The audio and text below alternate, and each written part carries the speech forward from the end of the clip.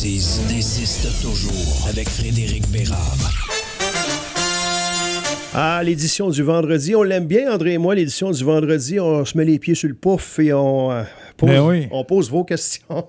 T'as-tu attaché ton journaliste ce matin, là? Non, il est encore en liberté. Donne encore de la corde pas mal. Il est encore en liberté. Il y a même des gens qui arrêtent de le nourrir, je te dirais. Une bête de cirque. Un clown! Il était déchaîné, hein, cette semaine?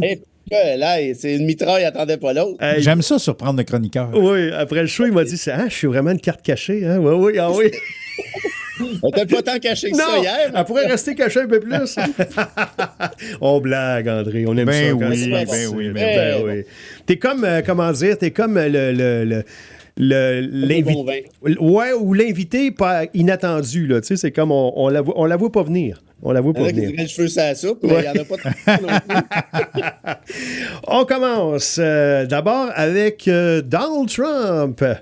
Qui est allé dire, qui est allé dire que peu importe le résultat, les prochaines élections, elles sont truquées. Elles vont être truquées.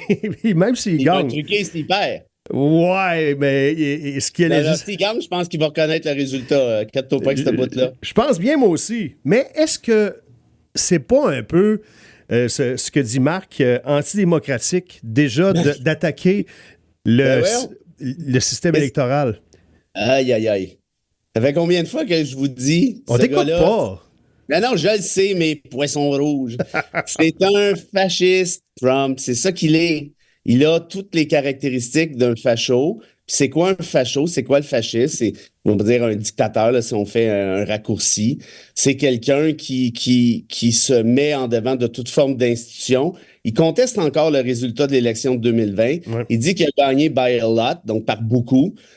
C'est même pas proche, là. Il s'est fait ramasser en 2020. Ils ont étudié la question. Il n'y a aucune preuve de ça. Mais à force de le répéter, il y a un paquet de gens aux États-Unis. Puis quand je dis paquet de gens, là, on parle de quelques dizaines de millions de personnes qui pensent qu'effectivement Trump s'est fait voler l'élection, même s'il n'y a pas de preuve. Donc, pour être facho, pour être dictateur, il faut que tu mentes. Tu n'as pas le choix. Puis c'est le culte de la personnalité, puis c'est la persécution. Regardez, je suis persécuté par Biden, je suis persécuté par la police, je suis persécuté par les juges. La victimisation. Tout le temps. Puis, sais-tu quoi? Lui, c'est le champion. Ça marche. Là, il s'en va dire hier, je reconnaîtrai les résultats si je gagne, évidemment. Puis si je perds, je vais le reconnaître uniquement si ça n'a pas été truqué. Oui, mais c'est parce que, qu'est-ce que tu penses qu'il va dire s'il perd? Il dit à sa gang, et ouvrez l'œil, là. Ouvrez l'œil, là. Ils vont tricher, là.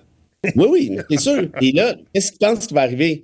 Ce qui est grave là-dedans, c'est que s'il perd, je te fais la prédiction, il va y avoir une guerre civile. C'est ça qui va arriver. Et avant ça, ce qui est plate, moi, ce que je trouve, et je pense que c'est là que Marc voulait aller aussi, c'est que le geste d'aller voter est important. Puis il y a des pays qui n'ont pas ce privilège-là. Et c'est sûr. Il est carrément bafoué, banalisé par les dires de Trump. Carrément, il y a des gens... Mais c'est sûr. Mais qu'est-ce qu'il fait Trump à journée longue? Il attaque les institutions. Il attaque le pouvoir judiciaire, il attaque les contrepoids au Congrès, il attaque tout ce qui existe en termes de médias ou à peu près. Et regardez ce que fait Poilievre, tranquillement, pas vite. Il ne peut pas donner d'entrevue à CBC, il dit que c'est les médias de Trudeau. Pas donner d'entrevue à Global Mail, il dit que c'est les médias de Trudeau. Il se fait sortir de la chambre. Qu'est-ce qu'il fait? Il attaque systématiquement tout ce qui existe, mais à plus petite dose. Hein, parce qu'on est au Canada, on est toujours un peu plus plate qu'aux États-Unis, toujours un peu plus frileux. J'aime mieux être plate.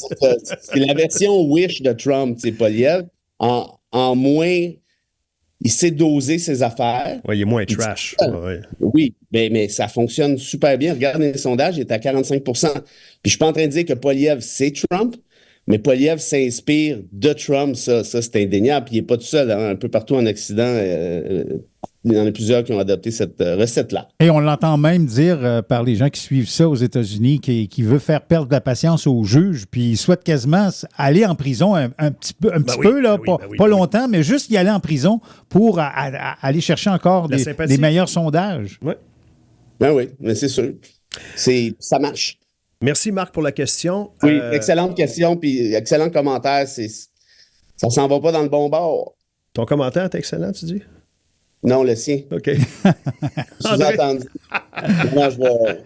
Il y a Carole Fred qui s'inquiète et se demande où s'en va la justice. Elle dit avoir été informée cette semaine que le père de la petite martyre de Green Bay sera déjà libéré dans quelques jours. Elle dit vraiment ne rien comprendre. Surtout qu'elle dit que on devrait montrer l'exemple aussi pour décourager d'autres personnes peut-être à causer des gestes aussi bizarres que qu'est-ce qui a été fait dans le passé. C'est Carole qui a posé la question? Exactement. Merci. Carole, malheureusement, je dois vous dire, je n'ai pas trop suivi. Là. Je suis pas. Je sais qui est l'histoire de la fillette de Granby, là, malheureusement, mais ce qui s'est passé depuis, je vous avoue, je ne peux pas vraiment me prononcer. Est-ce que c'est trop tôt? Évidemment, on va toujours dire que c'est trop tôt, pour des raisons évidentes. Mais je vais vous servir une réponse bien plate, vraiment plate, puis je sais qu'elle est plate. Mais dans ces cas-là, je fais quand même confiance à la justice. Il n'y a aucun juge qui a avantage à ne pas punir suffisamment sévèrement un crime comme celui-là. Il y a peut-être des circonstances, il y a peut-être de la preuve, il y a peut-être des trucs qui font en sorte que c'est peut-être pas si X que ce qu'on nous a présenté dans les médias, qui nous a été présenté dans les médias. Encore là, je m'avance, là, mais je vais juste vous dire, je donne le bénéfice du doute aux institutions dans ce cas-là précis. Je pense aussi aux procureurs de la Couronne. C'est du bon monde, là, les procureurs de la Couronne. Hein, ils font de leur mieux, travaillent fort dans des circonstances qui ne sont pas toujours faciles. Est-ce que le système pourrait être revu? Ça, je ne dis pas non. Possiblement que oui.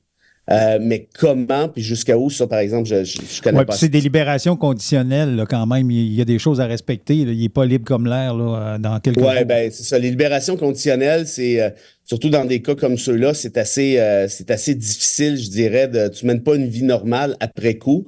Puis j'ajouterais en rapport au dernier aspect de votre commentaire, pour empêcher que ça arrive encore, ces affaires-là. Moi, j'ai tendance à vous dire, Carole, puis peut-être que c'est moi qui fais erreur, c'est pas impossible, évidemment, mais quand tu es rendu à vouloir faire ça à un enfant, là, le tien, il n'y a pas grand-peine qui va t'empêcher de le faire. Dans l'optique où il faut vraiment que ça aille pas bien dans ton coco pour faire du mal à un enfant, que la peine soit plus... Puis je vous dis pas que ça servira à rien, je vous dis juste que j'ai comme l'impression, moi, que c'est pas si évident que ça, là. Qu'il n'y a pas une corrélation parfaite en une peine plus sévère. Disons que c'est une peine plus sévère, est-ce que ça va t'empêcher de martyriser ton enfant? Je pense pas. Ouais. On a encore entendu, dans ce cas-là, cette semaine, il n'y a pas de justice, j'y crois plus à la justice. Non, mais qu'on se comprenne bien, par contre, puis je réponds encore à Carole, je comprends très bien le ressentiment et la frustration. Mm-hmm. Malheureusement, par contre, il y a une partie de ce ressentiment-là qui est créée par les médias qui ne connaissent pas comment ça fonctionne dans une salle de cours. Il n'y a aucun journaliste au Québec ou à peu près qui a étudié en droit 5 minutes. Puis moi, je regarde les comptes rendus de temps en temps, c'est tout croche, on comprend rien. J'ai un doctorat en droit, puis je suis incapable de comprendre ce qui est écrit dans l'article, parce que le journaliste, puis je sais, puis j'en connais pas mal, ils n'ont jamais fait ça. Fait qu'ils vont un peu à la va comme je te pousse. Et évidemment, il y a des médias qui misent beaucoup sur le sensationnalisme aussi. Ce qui n'empêche pas que cette histoire-là est absolument sordide, dégueulasse, et je pèse mes mots. Puis je comprends le ressentiment, la frustration, mais c'est difficile d'évaluer la qualité d'un système de justice sur une histoire de même quand c'est rapporté de la façon dont souvent c'est rapporté. 2 minutes et on revient. Tu veux la bêtise insiste toujours avec Frédéric Bérard. 8h moins 10, nous sommes de retour. Hey, moi, j'ai une question de hockey, mais je pense que je vais te laisser aller avant, mon cher André, si tu veux bien. On va y aller avec le hockey. Pour la après. question de Jean-Pierre. Ouais. Jean-Pierre demande à Fred, qu'arriverait-il à Québec solidaire si, à son tour, Gabriel Nadeau-Dubois annonçait qu'il quittait ses fonctions pour ce parti?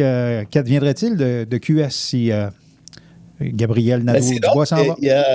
Sur une autre radio, on me disait que c'est la fin de QS si Nadeau-Dubois partait. Moi, je suis pas sûr de ça du tout. Parce que, même au contraire, je pense que ça ferait du bien à QS, en quelque sorte. C'est pour les raisons que j'ai déjà expliquées là, cette semaine. Ouais. Qui prendrait la relève? Je le sais pas. Ça, c'est la question. Marissal? Non. Une espèce de guédaille de chez Guédaille. Là, tu penses-tu que les militants de QS vont y pardonner? Le gars, il cherchait un job chez Justin Trudeau, il cognait à toutes les portes, mangeait à tous les râteliers. Puis finalement, maintenant, QS veut de moi, je suis devenu souverainiste, puis je suis devenu de gauche. Là, j'avais oublié ça. Ben, voyons donc, il y a eu plein de reportages là-dessus. Là. Ce gars-là, la greffe n'a jamais pogné chez QS. Là. Mais je sais pas. Je sais pas qui pourrait prendre la place. Mais j'ai l'impression, moi, que Nadeau-Dubois est un peu... comment je te dirais? Il a fait beaucoup pour le parti, il l'a professionnalisé. Ouais. Mais il y a une grosse partie de la population, notamment particulièrement en région, qui ne sera jamais capable d'appuyer. Écoute, il y a de la misère à faire 15% dans les sondages. Ça fait combien de temps qu'il est là? 7-8 ans. Je pense pas, moi. Je pense qu'au contraire, il va falloir qu'il parte. Et là, il joue le tout pour le tout en disant on veut devenir un parti de gouvernement, c'est-à-dire, en d'autres termes, il faut se débarrasser du système de porte-parole. Mais là, s'il fait ça, il a vraiment besoin de lever dans les sondages, puis rapidement, parce que sinon, il va se faire dégommer, notamment par son caucus. Et toi, tu disais cette semaine, et tu parlais aussi du NPD, que des partis qui sont autant à gauche, on en a besoin dans le système. Moi, je trouve pas que c'est vraiment... Si tu t'en vas en Europe, puis tu dis, regarde, voici le programme de Québec solidaire, puis hey, regarde, voici le programme du nouveau Parti démocratique, et tu dis que c'est un programme de gauche, ils vont pas pire te rire d'en face. Là. C'est pas vraiment de la gauche pour l'Europe, c'est du centre-gauche, et c'est un parti progressiste. Mais c'est le plus à gauche qu'on a. Oui, mais ça, je te dis, mais c'est parce qu'au Canada, tout se gouverne vers le centre. C'est ça. Mais c'est très, très léger. Mais moi, je pense que c'est nécessaire qu'on ait un parti qui soit plus à gauche, comme c'est nécessaire qu'on ait un parti qui soit plus à droite. Tu sais, moi, honnêtement, Duhem, je suis d'accord avec rien de ce qu'il dit, mais je pense que c'est important qu'il puisse, tant qu'il ne veille pas ses antivax, ses niaiseries comme ça, mais pour le reste, sur la place de l'État dans l'économie, les subventions, les ci, les ça. Il faut qu'on laisse ce discours-là. Puis je pense qu'il y a une place au Parlement pour ça. La question de René, tu vas l'aimer. Fred, pourquoi les Panthers? OK, René, je vais vous dire quelque chose. Moi, depuis très longtemps, j'ai un trouble de l'opposition. En fait, c'est pas vrai. Oui, c'est peut-être vrai, mais c'est pas ça que j'allais dire. J'ai toujours aimé les underdogs, moi. Toujours. Et quand les Panthers sont arrivés en 13? Peut-être 15, je me souviens plus. Je trouvais ça le fun, tu sais, wow, on essaie de développer le hockey dans le Sud, puis les premières équipes, je prenais pas pour ça dans ce temps-là, Mike Bryan, Scrudland, Scott Mellenby, John Van Beesbrook. Ouais. Il y avait une couple d'anciens du Canadien là-dedans, là, comme par exemple Bill Lindsay, Jesse Bélanger et compagnie. Puis je suis allé les voir une couple de fois là, parce que j'étais à Miami, puis il n'y avait pas personne. Là, puis pendant longtemps, il n'y avait pas un maudit chat dans les estrades. Et puis on faisait pour attirer le monde, rappelle-toi les prix des billets pour les hot dogs, le stationnement, puis on essayait... Tu débarquais là, ça coûtait 20$, t'avais 4 billets, 3 hot dogs, ils venaient te chercher, payer à la gardienne. Je me disais, ça va fermer, cette affaire-là. C'est pas un plan d'affaires qui est viable. Il n'y a pas un maudit chat, ça se peut pas. Et puis, tout à coup, ils se sont mis à gagner, il y a 2-3 ans. Ouais. Puis, je suis allé 4 ou 5 fois cette année, ou 6 fois. En tout cas, à un moment donné, j'étais tout le temps rendu là en octobre, novembre. Et là, c'est plein à craquer, René. Là. Il y a genre les 19 200 places sont prises. Les gens débarquent là avec leur toutou des joueurs et ils parlent du cap salarial de Ekman Larson. Son penalty cap, c'est de 1,2 million. Ils connaissent le hockey. C'est vraiment beau à voir. Fait que voilà. Puis je les ai toujours trouvés sympathiques. Puis c'est ça. J'aime les underdogs, mais là, les underdogs sont rendus peut-être les frontrunners jusqu'à un certain point. Oui, moi, c'est eux autres que je les vois gagner. Ben, c'est ce que je souhaite, en tout cas, cette année. Mario veut savoir qu'est-ce que tu penses du 2 $ le litre, si on se rend là. Ce qui est un petit peu comme lancé, là, comme... comment dire, pas pour nous faire peur, mais pour nous prévenir comme prédiction pour les prochaines semaines. Et est-ce que les gouvernements pourraient, pour nous donner un break, en diminuer un peu les taxes le temps que ça va passer, parce que à moins que ça dure, là, mais... Excusez-moi, là, je suis un peu niaiseux. Ça veut dire quoi de 2$ le litre? Ben, on s'en va. Là, on est à... Pour l'essence? OK, toi, tu marches, toi. Tu prends pas, tu mets pas de gaz, toi. Non, mais c'est pas ça. Mais je veux dire, ça n'a pas déjà été plus que 2$ le litre? Mais c'est ça qu'on se On demandait avait tourné tantôt. autour d'eux à un moment donné. Ça n'avait pas été longtemps, par exemple. Ça avait redescendu. Le suprême, il a déjà été au-dessus de 2 piastres. Oui, Ouais, mais on parle du régulier. Ouais, le régulier. Ah, OK, là, je sais pas. Ouais, non. Mais tu sais, c'est qu'il y a comme c'est comme symbolique. Là. Le 2 piastres, c'est comme un seuil qu'on ne veut pas dépasser. Là. Je comprends. Moi, ce que je remarque beaucoup dans les questions, c'était vraiment particulièrement le cas la semaine passée ou l'autre d'avant, il y a beaucoup de questions qui sont posées de nature économique, financière, fiscale. Ben oui. Puis je comprends pourquoi. Et ça, quand on parle comment je dirais, pas de vrais enjeux, parce qu'il y a d'autres affaires qui sont des vrais enjeux aussi, mais que ça touche les gens, puis je me sens un peu, comment je te dirais, pas démuni par rapport à ça, mais j'ai de l'empathie, là, parce que je sais que c'est difficile, économiquement parlant, avec l'inflation et tout. La réponse, qui a posé la question? Mario. Mario. Ma réponse, Mario, elle sera sûrement pas bonne. En tout cas, vous n'allez pas l'aimer. Je suis à peu près certain compte tenu du sous-entendu. Mais de retirer les taxes sur l'essence, je pense pas que ce soit la meilleure des solutions. Pourquoi? Parce qu'en théorie économique du droit, ce qui est assez bien défini, c'est que si tu veux réglementer des comportements, ben, il faut que tu punisses, si je peux dire, puis je sais que ça n'aimerait pas le terme, là, mais des comportements X, puis encourager des comportements Y. Or, si on baisse la taxe sur l'essence, c'est à peu près certain que les pétrolières vont juste grimper leur prix de la même manière. L'État n'aura pas sa juste part à cet effet-là. Puis l'autre affaire, ça encourage un peu, en quelque sorte, les véhicules à essence. Maintenant, je ne suis pas sans dessin. Je comprends que la réalité en région n'est pas simple. Vous n'avez pas de métro, vous n'avez pas d'autobus. Pas d'alternative. Vous n'avez pas de victimes, vous n'avez pas...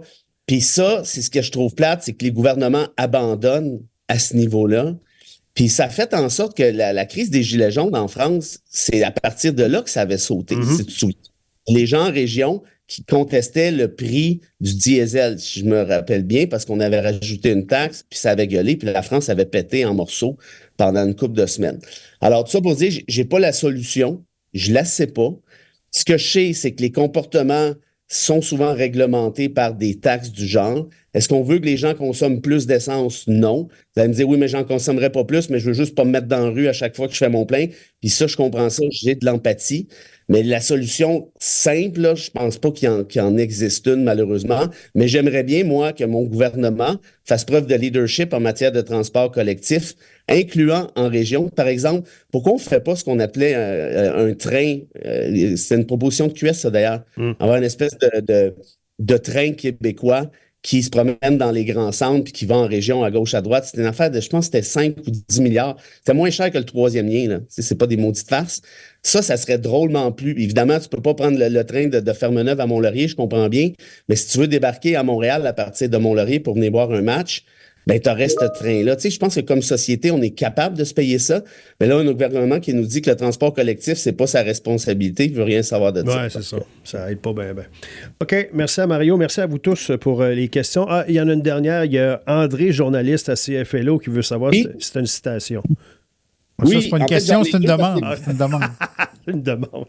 J'en ai deux parce que c'est vendredi. Ah non! OK, oui. Oui, monsieur. Alors, la première est de Chateaubriand. Ah oui, le Ce vin, grand poète. le champagne.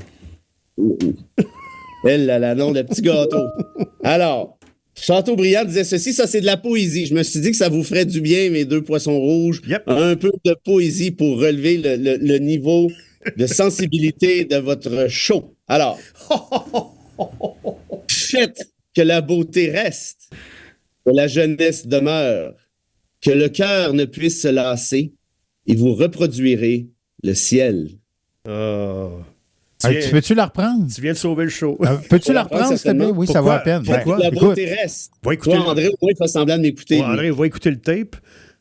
Faites que la beauté reste, que la jeunesse demeure, que le cœur ne puisse se lasser, et vous reproduirez le ciel. Bon. Wow. C'est correct, là? J'ai même pas besoin d'aller à la messe. Chateaubriand, 1848. Viens-tu de me traiter de curé? Une bonne année. Il y a vraiment de me traiter de... J'ai pas dit ça. Bon, OK. Bon, là, on va abaisser ça à votre niveau d'abord. Yeah! La prochaine citation, elle sera pas dure à comprendre, je pense. Pour les poissons c'est rouges. de Bukowski, mon écrivain favori, qui disait ceci, aux États-Unis en tout cas. qui disait ceci. L'argent, mon Trudel, c'est comme le sexe. Moins t'en as, plus tu considères ça important. Oui! Elle me touche. Elle vient me toucher. Elle vient me chercher, celle-là. Bon, oui, il y en a pour tous les goûts avec Gérard. Ouais. Hey, bon week-end! Salut les amis. Salut, On se bye. revoit.